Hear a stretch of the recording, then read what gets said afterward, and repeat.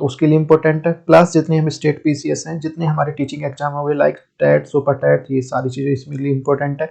Like और जो आपका जितने भी हमारे जो बैंक के एग्जाम हो गए और रेलवे एग्जाम हो गए, प्लस जितने भी मेरे यूपी पुलिस हो गया, दिल्ली पुलिस हो गया, हरियाणा पुलिस, सबके लिए इंपॉर्टेंट है। तो स्टार्ट करते हैं भाई आज की क्लास।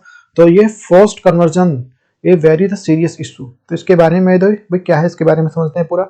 एक बहुत बड़ा मुद्दा है। ये क्या होता है, एक जो धर्म है आप उस पर जो जबरदस्ती प्रेशर डाला जाए कि भाई किसी भी आदमी पर कि गलत प्रोटेक्शन दी जाए, गलत तरीके से जो उसे प्रेजेंटेशन दी जाए, गलत तरीके से उसे उसके बेस पे जो उसे कहा जाए कि धर्म बुरा है, कि भाई ये धर्म बुरा है, ये अच्छा है, इस तरह से कहा जाए, तो आप उस धर्म को में हैं, आप जिस धर्म में हैं आपको उसको मोक्ष प्राप्त नहीं हो सकता। आप दूसरे धर्म को अपना लो तो आपको स्वर्ग की प्राप्त होगी, मोक्ष की प्राप्त होगी।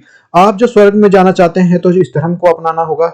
और जो कुछ ऐसी चीजें हैं जबरदस्ती जो कन्वर्जन में है, तो जैसे पैसा देकर, लुभावनी चीज देकर, तो लालच देकर, तो इस तरह का जो हम फेस करते हैं ना, तो उसको बोलते हैं फोर्स कन्वर्जन बोलते हैं।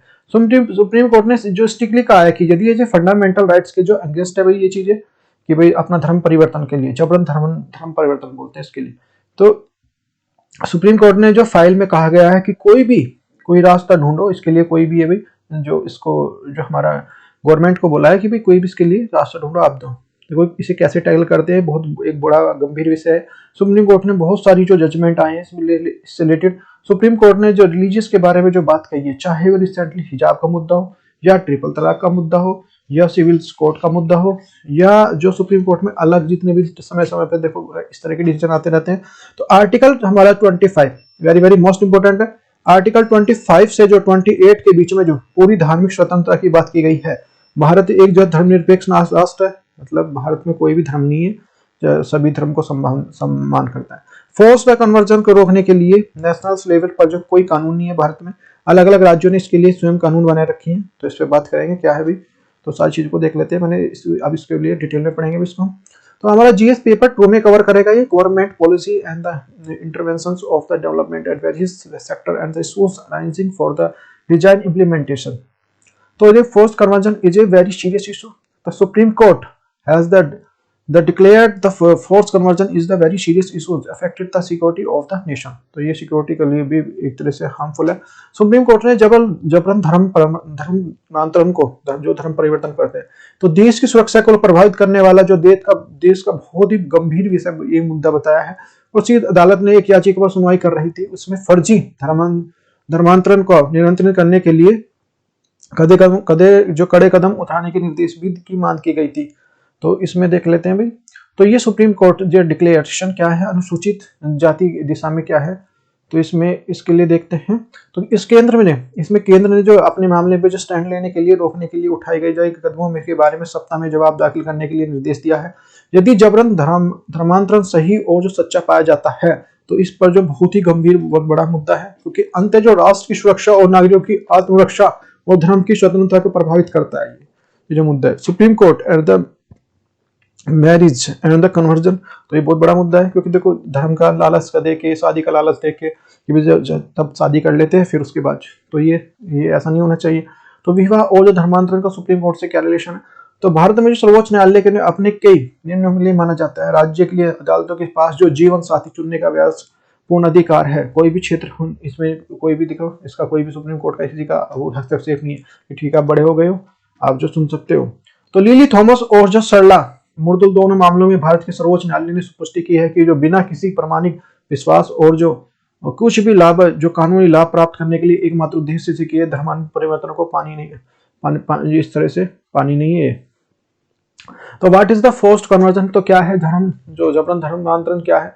जबरन धर्मांतरण जो परिवर्तन, एक अलग धर्म अपनाना, जवाब दबाव के तहत जो धर्म को अपनाना है, कि प्रेशर में आके धर्म को अपनाना।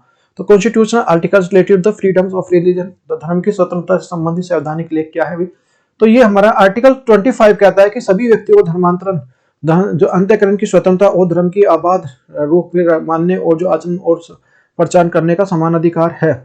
अब ये फ्रीडम और जो कॉन्सिक्वेंस क्या है, जो अंतरात्मा की जो स्वतंत्रता, किसी भी व्यक्ति को आंतरिक स्वतंत्रता का भावना जीवों के साथ अपने संबंध को किसी तरह से करने चाहता है, बनाने के लिए किसी भी धार्मिक विश्वासों के लिए आस्था खुले और जो स्वतंत्र के रूप में घोषणे का अधिकार है। अभ्यास का अधिकार है, राइट टू द प्रैक्टिस है। धार्मिक पूजा और जो अनुष्ठान समारोह विश्वासों और जो विचारों के लिए जो प्रदर्शन और प्रचार का राइट टू द प्रोपेगेट्स के लिए है, दूसरों के लिए अपनी जो धार्मिक मान्यता और जो प्रचार और प्रसार करना, लेकिन जो किसी भी अन्य व्यक्ति को धर्म के परिवर्तन करने का अधिकार शामिल नहीं इसमें, कि आप किसी को धर्म के लिए वो नहीं कर सकते। ठीक है, अपना प्रचार करो धर्म का, लेकिन ये नहीं कि दूसरे का धर्म जो परिवर्तन कर दो। तो ये जो अनुच्छेद हमारा जो 25 आर्टिकल जो धार्मिक विश्वासों और जो धार्मिक प्रथाओं अनुसंधान भी इसमें शामिल करता है। तो एंटी कन्वर्जन बिल क्या कहता है? धर्म विरोधी जो विधेयक क्या कहता है? जबरन धर्मांतरण पर रोक लगाने के लिए उपाय को धर्मांतरण विरोधी विधेयक के रूप में जाना जाता है। यदि कोई धर्मांतरण विरोधी विधेयक पारित किया जाता है तो कानून बन जाता है और धर्मांतर के लिए दोषी की सजा मिलेगी। The need for the anti conversion law क्या है? धर्मांतरण कानून को आवश्यकता क्यों है? हाल ही में दिनों में जो कई उदाहरणों से सामने आए हैं जिसमें जो गलत तरीके से अपने स्वयं को धर्म को छिपाकर दूसरे के धर्म में शादी करते हैं, शादी करने के बाद भी एक दूसरे के जो धर्म में परिवर्तन करने के लिए मजबूर करते हैं। और सर्वोच्च न्यायालय के अनुसार जो ऐसी घटनाएं जो धार्मिक जो धर्मांतरण व्यक्तियों के लिए धर्म की स्वतंत्रता का उल्लंघन करती है, जो हमारे समाज में धर्मनिरपेक्ष के ताने बाने के खिलाफ भी है।